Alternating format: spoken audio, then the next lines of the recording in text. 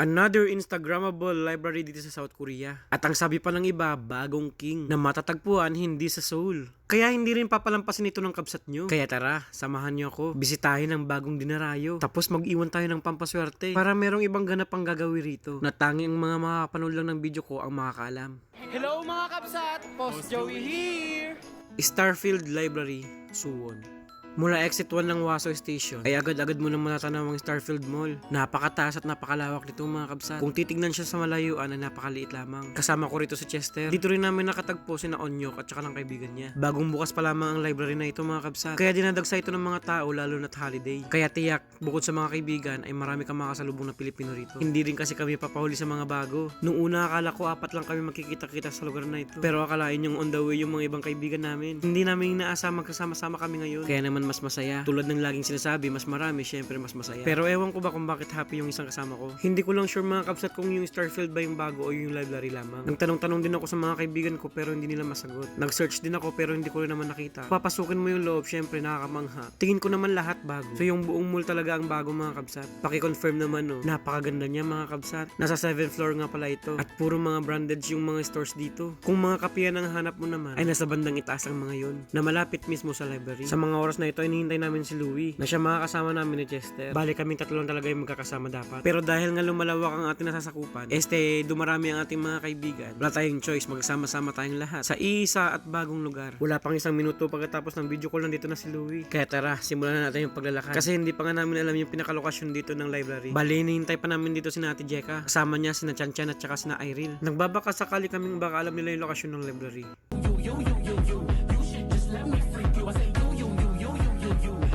O diba, entrada? Ate Jeka yan eh.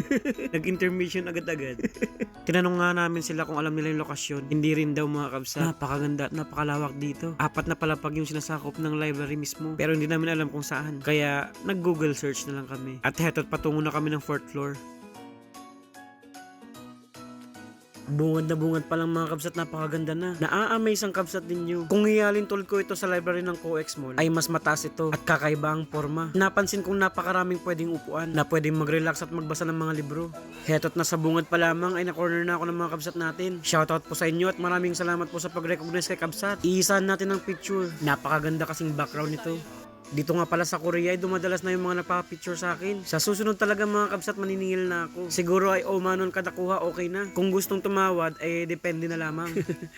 Joke lamang. Nagpapasalamat ako sa support nyo sa akin. Sa kabilang banda ay abala na yung mga kaibigan ko. Mukhang nakakarami na sila ng kuha. Ba, napaka-poporma ng mga to. Habang ako naman ay patuloy kong pinagmamasdan ng kabuuan ng library. Napakagaling ng gumawa nito mga kabsat. Maya-maya lamang ay dumating itong si Edward. Kaibigan din namin siya mga kabsat. May mga magandang spot dito. Kaso ay pahirapan talaga sa pagkuha dahil napakarami ng tao. Sabi ko nga kanina, bagong bukas lamang. Holiday at dinaragsa. Patagalan talaga sa pwesto ito mga kabsat. Hanggat hindi masasatisfied sa mga kuha ay hindi aalis. Pumwesto rin naman ako. Ang kaso ay nakakaya na sa may-ari ng cellphone. Puro kuha ko na ang mga nasa galeri niya. Napapaisip na tuloy ako sa bagong cellphone. Makabili nga bukas. Tara, sino sasama sa akin? Napansin ko sa may COEX Mall merong escalator. Dito ay hagdanan lamang. Yun pa naman ang magandang kuha sa mga gantong klase ng lugar. May kasikipan pero napakataas nito. Pero alam nyo ba mga kabsat, hindi ito yung ni-expect ko. Kasi karamihan sa mga nakikita kong picture sa Facebook ay aasahan mo talagang napakaluwag. Siguro ay nakuha sa magandang anggulo lamang. Masabi kong hindi naman kami masyadong nagtagal dito. Siguro ay nasa 1 oras mahigit lamang. Kaya puro picture taking ang nagawa namin mga kabsat. At kung hanapin yung mga gamit namin nasa lapag lamang, nakabalandra nga sa may gitna. At binabantayan nila Ate Jeka at saka ni Chanchan. Bah, madapa ang madapa. Dinumihan talaga namin yung kagandahan ng library. Baka akalain pa ng iba dyan basura ha. Mga bag at saka jacket po yan. Wala kasi talaga mapagpapatungan dito. Maya-maya lamang ay napag-isa ko sa isang tabi. Bala ko sana magbasa ng isang libro. Pero meron akong biglang naisip. Nung nag-post kasi ako ng bonus ko, ay maraming napapasana all. Karamihan kasi rito sa Korea hindi naman nakakatanggap ng bonus. Paswertihan lamang. Kaya kung nabibilang ka sa mga hindi nakatanggap at napanood mo ang video na ito, ay magmadali ka na kabsat. Baka kasi it's a sign na para sa'yo ang lucky charm na ito. Legit po yun mga kabsat at hindi ko po binawi. Bale pa comment na lang sa video na ito kung sino man lang nakakuha. At congratulations na kagad. Maya-maya lamang ay nagsidatingan ng iba naming mga kaibigan. Si Mark Safar. Nagtuturo siya ng basic Korean to intermediate sa high local na app. Search nyo lang yung kanyang account. Mark Safar mga kabsat. At nandito rin yung iba naming mga kaibigan. Sina Marky kasama niya ang kanyang pamangkin. 9 na taong gulang at half Korean po siya. Abangan nyo yung susunod kong vlog. Gumawi kami sa Myeongdong kasama siya. Nagulat nga ako at kasabay nilang dumating si Woojun. Half Korean din ito mga kabsat. At taabangan nyo rin siya sa mga 4 edit ko na vlog. Nakasama Kasama ko siya sa Myeongdong at Itaewon. Sa mga oras na ito ay nagkukulitan na lamang kami. Tapos na ang photo shooting. At may pabuhat pa talaga si Chan Chan. At si Ate Jeka, ewan ko ba kung ba't kumukurot. Hindi naman ako litsyon.